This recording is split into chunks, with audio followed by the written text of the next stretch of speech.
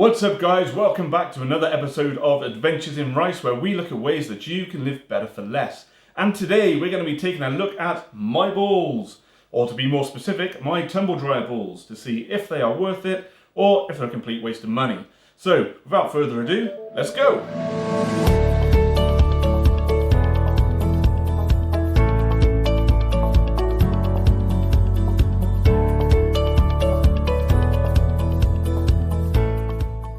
So you might have already heard about tumble dryer balls, but what exactly are they and what is it that they do? Well, as the name suggests, they're a couple of balls that you add into your tumble dryer along with your washing, and they're designed to reduce drying time, reduce static buildup, and also soften your clothes. They come in two different versions. You can get the plastic ones, which look a bit like coronavirus, and also these woolen ones. They cost around about £2 for a pack of two, up to about £10, depending where you buy them from, of course. I think these ones for a pack of two cost me £4, and I bought them from Asda, which of course, if you're in the States, is Walmart. The benefit to the woolen ones, of course, is they are 100% natural. You don't have to deal with the plastic issue that's going on at the moment. And you can also add in different scents, smells and oils to them. So if you did want your clothes to stink of something else, then you've always got that as an option. In order to test these balls to see if they work or whether they're a waste of time, I have a pile of washing here behind me. There's some towels in there, a couple of t-shirts, pants, socks, all the usual bits. I'm also going to add in these 100% polyester sport shorts and this 100% polyester thermal top, which I know gets very, very staticky. It's absolutely horrible to handle once it comes out of the tumble dryer. So I'm going to put that through on a wash of 40 degrees at 1000 RPM. I'll take that out, I'll then put it into the tumble dryer without the balls and give that a time to see how long that takes. I'll then take them out, run them through the wash, the exact same wash again, the same items, same wash, so it's all going to be exactly the same. Take them out the wash, put them in for a second time into the tumble dryer, and then this time we're going to obviously use the balls to see if there's any difference in the outcome there. My tumble dryer actually has an automatic cut-off, so when it detects that the clothes are dry enough, it will shut off.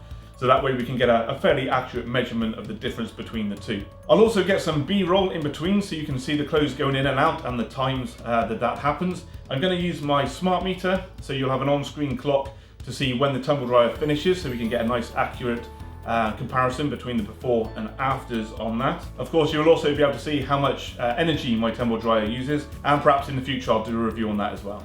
So, time to get washing.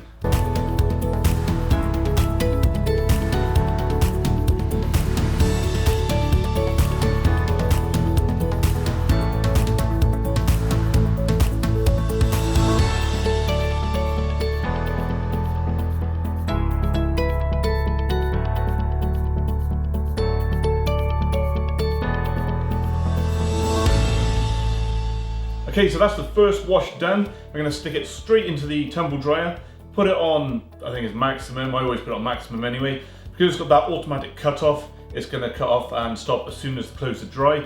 The clock's going to be there, so you'll be able to see when it starts and when it stops, and then we'll repeat the whole process again.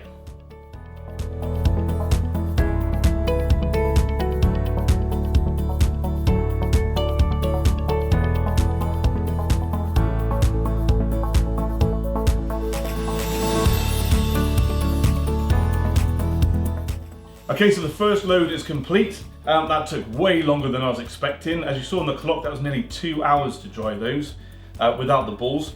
I don't know if you could hear on the other camera, whether the mic picked it up or not, but the polyester created a lot of static inside the machine.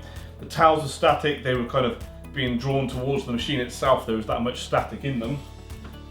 But these, as predicted, or as I thought, absolutely full of static, and I can't stand static. So, because it's a bit later now and that took a lot longer than I thought, I'm going to do the next load tomorrow. It's going to be all the same clothes, the same wash, and then we're going to put them into the tumble dryer with the dryer balls as well, and see if that makes any difference. A couple of points to note: I'm going to be using the same amount of washing liquid detergent, so there's no inconsistencies there. And also on the dryer, you might have noticed at the start the timer said about 3 hours 33 minutes. That's just the default setting for it. As I said before, it's got an automatic shut off, so once it gets dry enough, it does cut off well before that period. because nobody's going to want to dry their clothes for 3.5 hours every single time. Apart from that, the other thing I'm going to have to do is clear out the lint from the tumble dryer, just so there's no difference in airflow then as well. So I'll see you tomorrow when we try the second load and we'll be able to compare the results. It's now day 2 and time to put in the second load.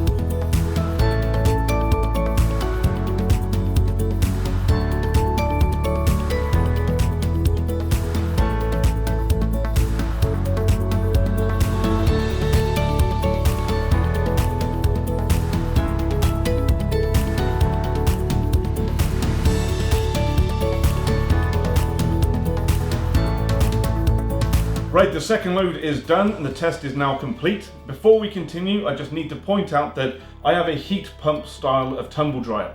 And what that does is it recycles the heat within the dryer itself. It's a slightly newer technology, but it does mean it uses a lot less energy and it doesn't get quite as hot. The downside to that is that it does take a little bit longer to dry the clothes. So if you were wondering why it was taking a bit longer than perhaps yours does at home, then that'll be why. Okay, so jumping in, the thing you all want to know, how did my balls perform? Well, as you could see in the video there, the first load went into the dryer at 15 minutes past 4 and came out at 11 minutes past 6. That is a total drying time of 1 hour and 56 minutes. The second load went in under the same conditions, the same clothes, and it went in at 49 minutes past 3 and came out at 37 minutes past 5 for a total drying time of 1 hour 48. Now that's a difference of 8 minutes. Including the dryer balls, we actually got a faster drying time. Now 8 minutes doesn't seem like a lot. It works out to about 7.1% of the total drying time. But if you were to add that up over the course of a year, then you could potentially be looking at substantial savings, particularly if you use a more energy intensive dryer like a condenser dryer or one of the standard vented dryers. When it comes to the static in the clothes, adding the dryer balls really did reduce the static a lot. These 100% polyester items you can pick up, throw around, and there's a very small amount of static in them. Nothing compared to what came out the first time. So for me, adding the dryer balls is worth it just for that alone. One of the other alleged benefits to using these dryer balls is that they apparently soften the clothes. Now I didn't particularly find that using these woolen ones, but the plastic ones tend to have a lot of little spikes on, so I imagine that perhaps the plastic ones might work a little bit better in that regard. So in summary, do tumble dryer balls work? Well, yes they do. Are they worth it? Well, I'll leave that down to you. For me, I hate the static, so I'm going to be using these balls for as long as I can. If you've made it all the way to the end, thank you so much for watching. If you've got any suggestions, tips or tricks, be sure to leave them in the comments below, and of course give the video a like. I don't have anything like Patreon because at this point it doesn't really seem worth it, but if you did want to contribute to these experiments, then by all means you can leave a small donation via my Ko-fi link I will put across the bottom here and in the description down below. Once again guys, thank you so much for watching, and until next time, live better.